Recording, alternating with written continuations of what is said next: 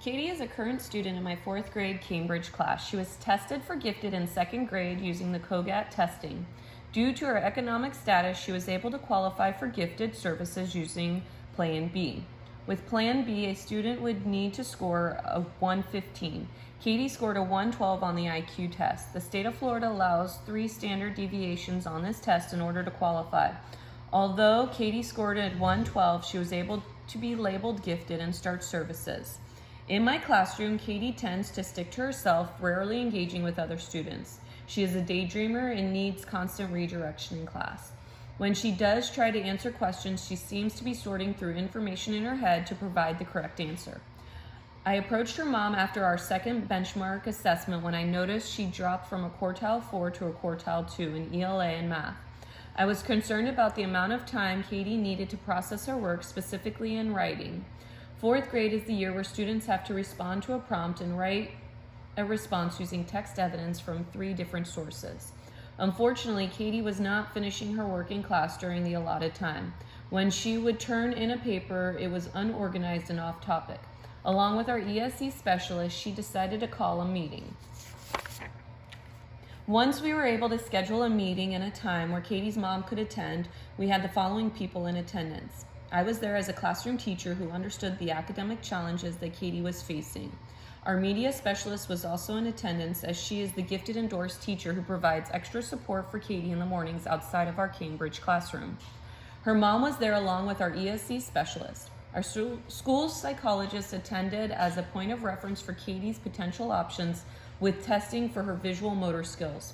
We also brought in our RTI teacher and instructional coach to talk about the MTSS process Katie could potentially go through.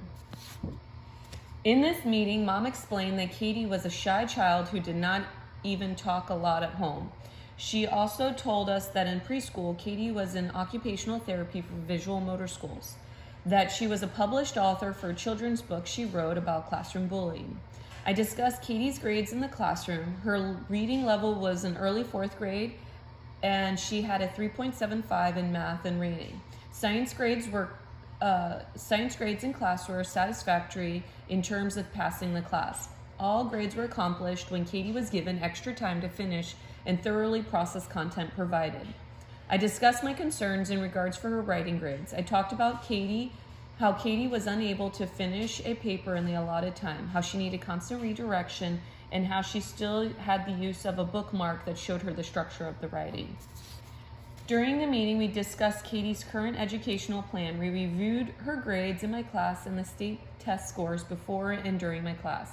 We talked about her behavior and constant need for redirection and the lack of communication or discussion from Katie. Mom requested that the school perform a visual motor assessment on Katie in hopes with her need for extra time that she could potentially be granted a 504 and allow additional time and support for testing.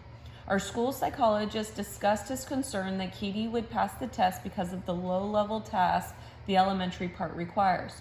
Our instructional coach said we could start Katie with the MTSS process of RTI.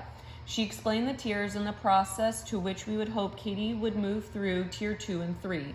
If additional support was unable to help Katie, then we could potentially get a 504 in place for additional time.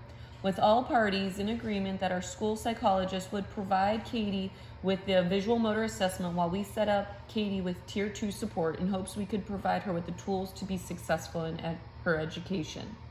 With Mom's consent, we began the process.